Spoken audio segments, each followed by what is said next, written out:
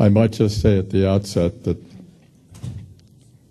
the reason Bill Quandt was the acting director of the NSC office was that on the day before the war started, I was in New York with Henry Kissinger at the annual General Assembly meetings that allowed secretaries of state to meet with foreign ministers. And Bill had the horrible task of calling me to say that my wife had died. So I was out of the office for the next 2 weeks. Bill did a wonderful job, and I've always been deeply grateful for him, not only for that, but for his kindness over many, many years, and tremendous respect for the scholarship that he has exhibited since leaving government. His books on the peace process and on Camp David will never be approached in quality. And they're a Bible for anybody who wants to study this period. Thank you, Oded, for this invitation. I'm grateful at this historic milestone for the opportunity to reflect on events that shaped many of our lives. Some of us in this room shared the privilege of working together to make history by making peace. As Oded said in his invitation, the 73 war was the launching pad for a new era of American diplomacy in this area.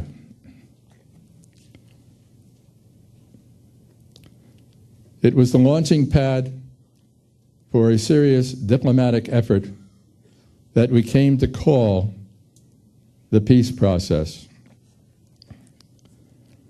I believe that the idea of peace process has come to occupy a special place in the practice of peacemaking, and would like to make it the focus of my remarks this afternoon.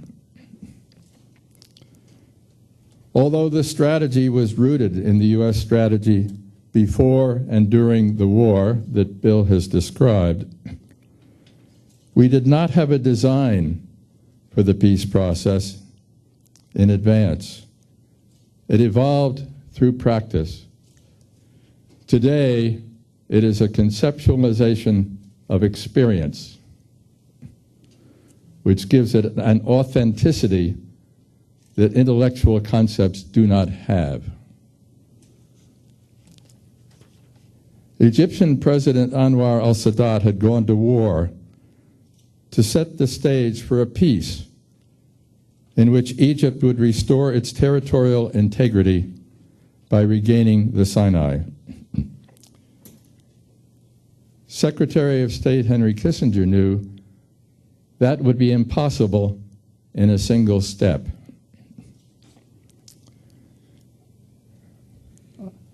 I would place the birth of the peace process in Kissinger's first meeting with Sadat on November 7, 1973. He had come to know Sadat indirectly through back-channel messages and 2 secret meetings with Hafiz Ismail, his national security advisor, as Bill mentioned.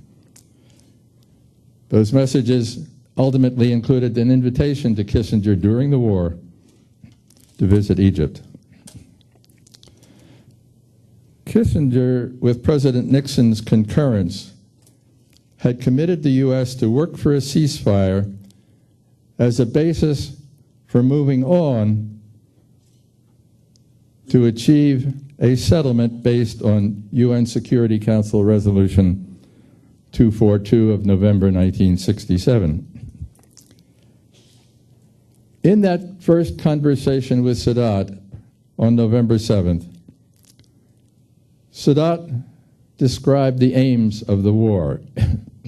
And here I rely on Kissinger's description of what Sadat said, because the 2 of them were alone and we have only Kissinger's record.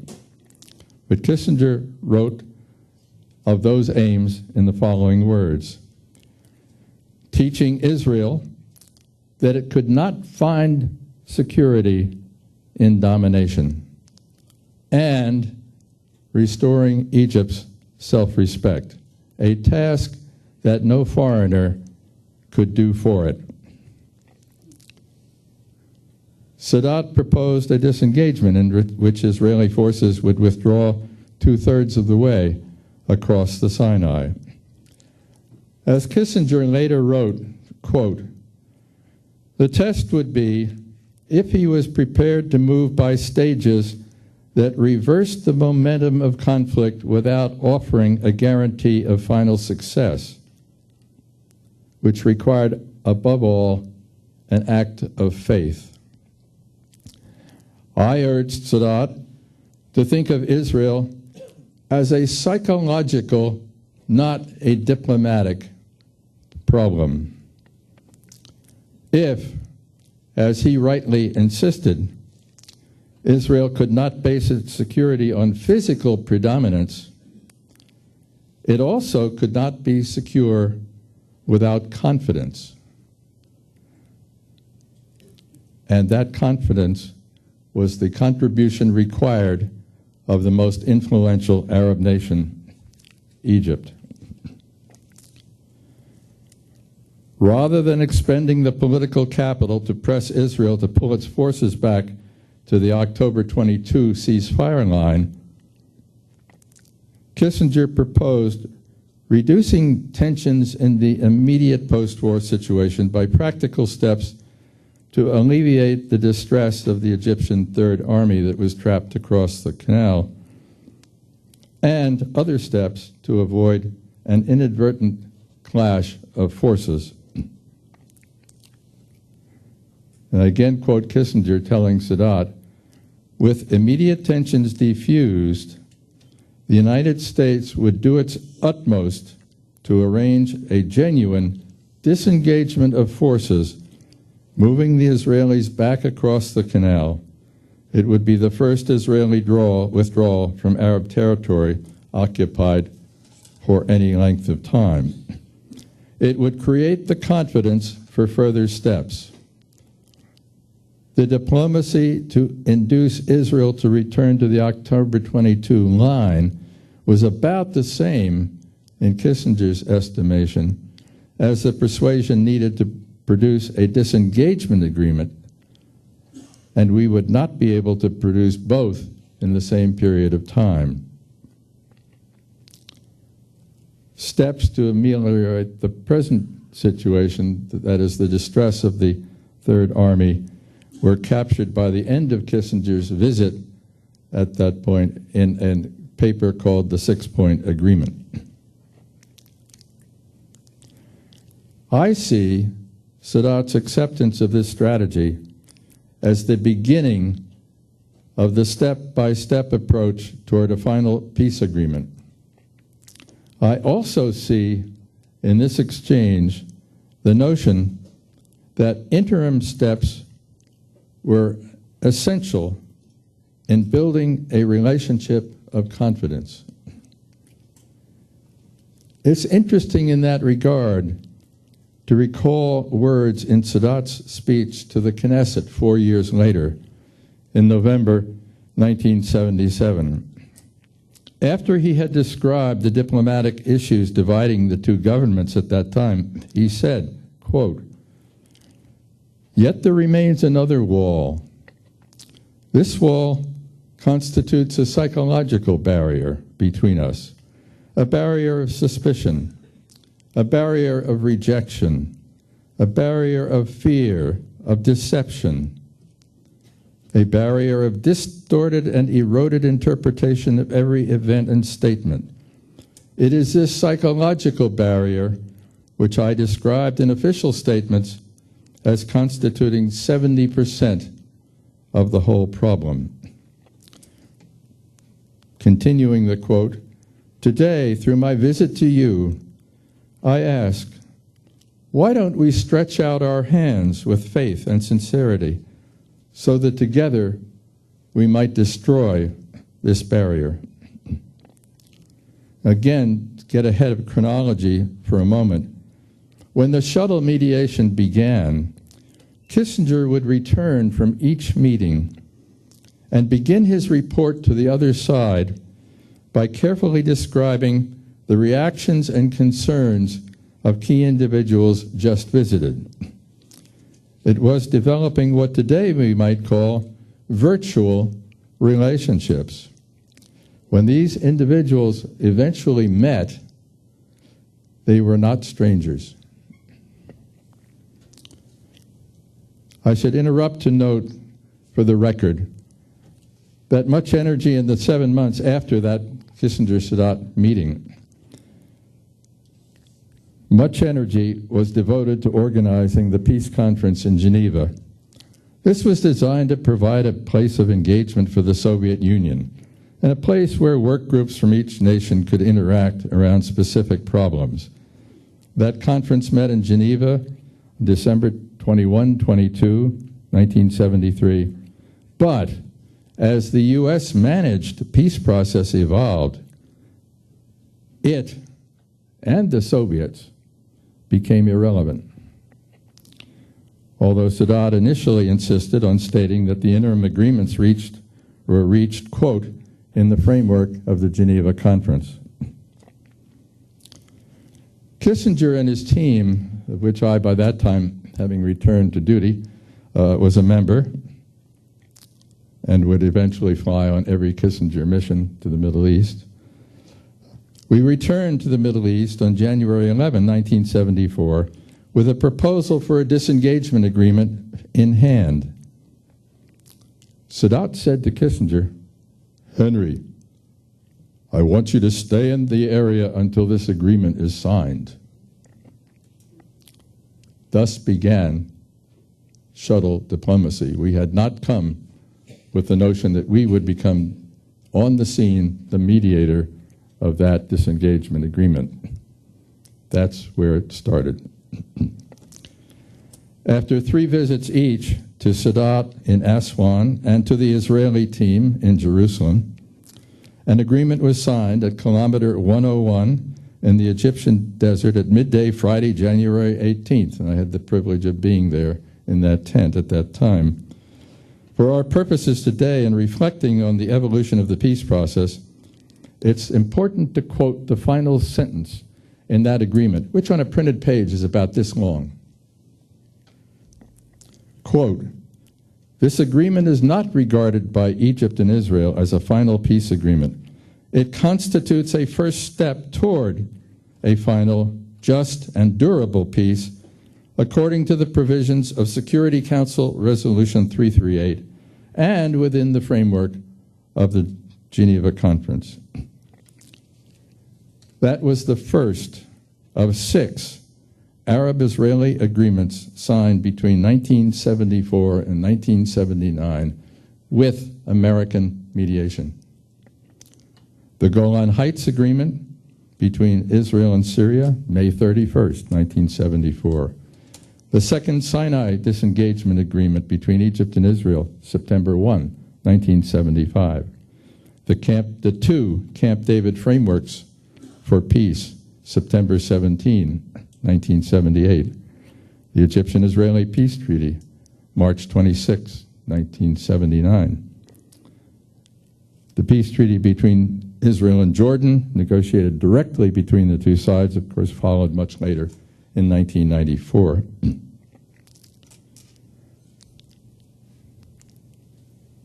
It may be appropriate just to take a moment here to introduce 3 popular phrases that came into common use in this early period of the Kissinger shuttles.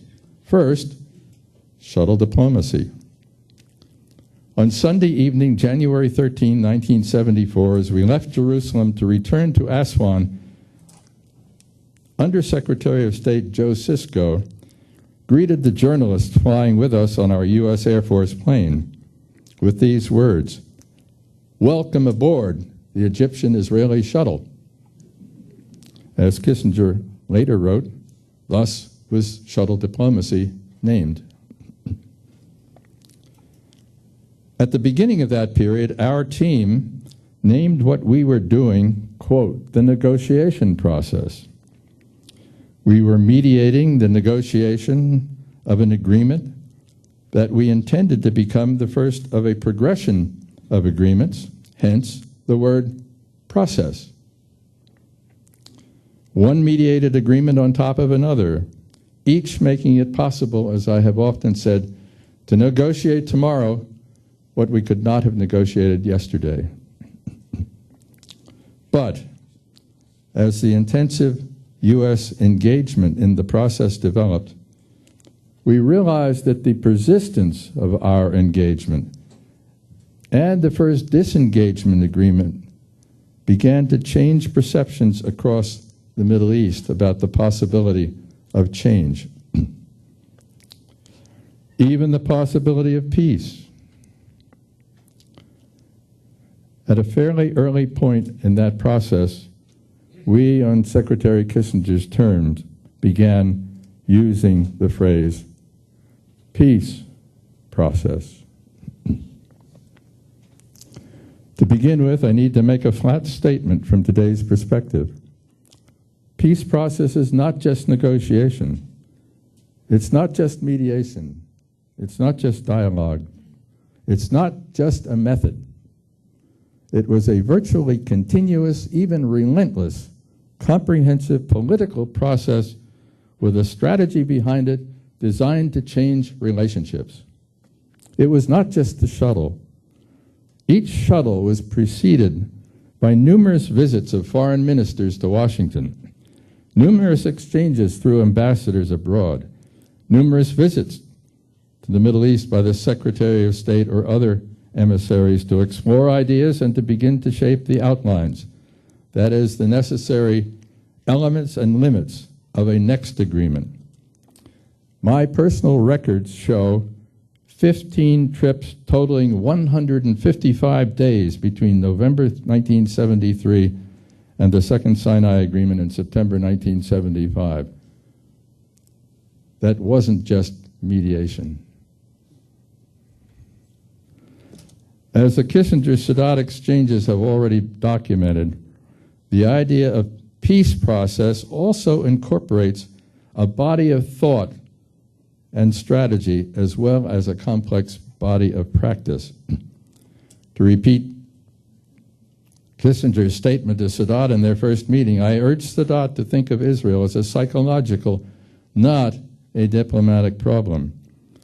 As he rightly insisted, Israel could not base its security on physical predominance, but it also could not be secure without the confidence of a relationship. And recall my description of Kissinger's practice after each trip, describing to one party the positions of individuals on the other side. What was he doing? He was building relationships that became the setting for mediating agreements. As to the practice of the peace process, from the preliminary exchanges and conversations, we would identify the elements of a next agreement, and we would develop a draft of that agreement. After the January 74 agreement, never until the second week at Camp David did we introduce any of those drafts to the parties between whom we were mediating. We went through this exercise of drafting an agreement, first to see how outstanding problems might be addressed in their physical terms and in their terminology. And, of course, in ways consistent with the interests of each party. And second, we drafted these experimental agreements to identify points of difference and ways of overcoming them. But with those agreements in our briefcases, we began each shuttle by listening to each party articulate its thoughts on the next step, what they needed, and the limits on what they could agree to. As we began sharing those positions with the other party and hearing their responses, we began seeing where we would need to bridge gaps and where reasonable trade-offs might be developed. At some point, we would produce pieces of our working draft that would gradually become the vehicle for mediation. As a means of managing these complex interactions, the U.S. team began using what we called, quote, the checklist. Points under discussion would be listed, stating one side's position and the specific issues we needed the other side to address in response. Then, after each meeting, for each point under discussion, we would add the latest position that needed to be communicated back to the other side for a response. And any texts and maps under discussion would be advanced accordingly. In the Israeli-Syrian shuttle in May of 1974, we made 26 round trips in 36 days between Tel Aviv and Damascus. That meant usually a morning meeting with the Israeli team, lunch with the foreign minister in Damascus until President Hafez al-Assad was ready to see us, then a 6 or 8 hour meeting with Assad, sometimes including dinner, the same darn dinner that we'd had for lunch, by the same caterer. Often, when we came back, there'd be a late night meeting with the Israeli team. And the checklist would be updated on each flight. And a message back to the President of the United States would be drafted saying, keeping him abreast of what was going on. When we finally reached the end of the road in one of these shuttles, of course, all agreements would have to be typed, no computers, in letter-perfect form in 3 original copies. It may be worth saying a word about Camp David, which is different because all 3 parties, the U.S., Egypt, and Israel, were together at the same site for 13 days. Substantively, there was the same sequence of tasks to be performed, but there was a much richer direct interaction of the parties at all levels and in all configurations. To set the stage for Camp David, I might provide some background. In July 1978, the U.S. convened a meeting of foreign ministers and staff from Egypt and Israel at Leeds Castle in England. Symbolically, it was a castle with a moat around it. Understand, British security was a bit antsy because a Palestinian had been shot dead on the street down the street from the hotel where we were scheduled to hold the meeting. So they immediately moved it out to this castle. Substantively, there were rich exchanges on the meta questions between the 2 sides. It was a stock-taking meeting. We weren't trying to achieve anything specific at that meeting. We wanted to know where we were in the process and where we might go.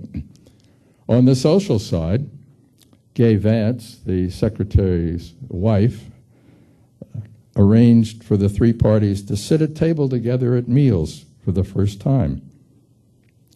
Out of these talks came the idea of negotiations among foreign ministers to be convened somewhere in the Sinai. When the U.S. team moved back to the Churchill Hotel in London, I recognized that if the foreign ministers were to meet not long thereafter in negotiations, a substantive product would be needed.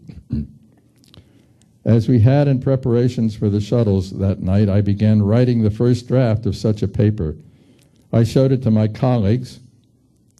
A few days after our return to the U.S., Secretary and Mrs. Vance, with their housekeeper, had invited Roy Atherton, my predecessor as Assistant Secretary and then Ambassador at Large, and Bill Quant from the National Security Council staff, and myself to spend 2 days at Averill Harriman's estate outside Washington and nearby the countryside of Virginia. And we refined the document there. Secretary Vance showed it to President Carter, and it was that paper that was in our briefcases when we went to Camp David. During the first few days at Camp David, the exchanges focused on the positions of the two sides and identifying the crucial issues and positions which were far apart. When the talks closed down Friday evening for Shabbat, I recognized that the time to surface an American draft was approaching. That night, I revised our paper to take account of what we had heard during the week. My secretary got up at 3 a.m. to type the revised version. Before breakfast, I showed it to Bill and our other colleagues on the American professional team, which included our ambassador to Israel at that time, Sam Lewis, and our ambassador to Egypt, Herman Eilts. At breakfast, President Carter's National Security Advisor, Zbigniew Brzezinski, rushed in to tell us that President Carter wants an American paper by noon. Immediately, I invited him and Secretary Vance to sit with us right after breakfast to give us their revisions of our paper, to give us their suggestions as to how to revise our paper. He seemed surprised that there should be such a paper, that anybody would have thought of drafting one. But we met, and by noon, he was able to give the President our twice revised paper, which we might by now call the third draft of the first of two framework agreements that would emerge from Camp David. With President Carter's changes, that paper was the focus of intense multi-level discussion during the second week. Ultimately, there were 23 drafts. At the beginning of that second week, President Carter himself decided that there should be a second document, Framework for Peace Between Egypt and Israel, for which he himself wrote the first draft. That became the starting point for negotiations, ultimately, of the Egyptian-Israeli peace treaty signed the following March. As the week moved on, the President developed a device which he called a drafting group of one representative from each of the parties, and Secretary Vance represented the United States, to go over the drafts. It had become impossible in groups to find any conclusions whatsoever. As Carter said, every time I find a new solution, Begin wants another comma. So he got this little drafting group and really put the parties' feet to the fire, as we say, and they had to clear everything they agreed to with their principles. The peace process, to draw this to conclusion in the succinct form, the peace process in the 1970s was an intense, even relentless intergovernmental process of continuous indirect or face-to-face interaction to move toward a negotiated peace a step at a time. Each agreement made it possible to resolve tomorrow what could not be resolved yesterday because of the confidence built. Each agreement was rooted in recognition at the leadership level that the purpose was not just to develop solutions to particular problems, but to develop a relationship between opposing parties that would, through agreements on a series of interactive steps, enable the two sides to address the next level of problems and then the next. As Sadat said, 70% of the problem is psychological. The peace process in its early years was conducted at the official level, but even in the 1970s, there were stirrings of citizen engagement in the process. More broadly defined, those official dialogues proliferated in the 1980s. At a minimum, non-official interactions among citizens outside government, both positive and negative, have contributed to humanizing one side to the other. Israelis and Palestinian citizens have engaged in numberless dialogues and experiments in talking and living together, such as Neve Shalom, Seeds of Peace, and countless others. They have added a human dimension for the official peace process. And it's equally true that citizens outside government, such as the suicide bombers, have set the process back. and the Intifada has become an instrument of change. In significant later instances, non-official dialogues have actually produced solutions that have enlarged opportunities for officials to move negotiations forward. The Oslo Agreement being one, the Geneva Accords, another example. And the peace process has included dramatic interventions designed not to produce negotiated settlements, but to advance the relationship between peoples. Sadat did not come to Israel to negotiate. He came to deliver a message to the people of Israel. And you can correct me if I'm wrong, but it has always been my thought that as a result of that visit, Israeli people gave permission to their government to negotiate peace with Egypt. I had a dear friend, and I'll name him, he's passed away now, Ephraim Evron. He was by then director of the General of the Foreign Ministry. When we arrived at Ben Gurion Airport a couple of weeks after Sadat's visit with Secretary Vance, Roy Atherton and I sat in the back seat of a car, and Epi Evron, as our escort, sat in the front seat of the car. And as the car slowly pulled out of the airport to start its trek up the hill into Jerusalem, Epi turned around, said over his shoulder, "He really wants peace, doesn't he?" This is a man who, for months, we had been saying, "Epi, you can do business with this man."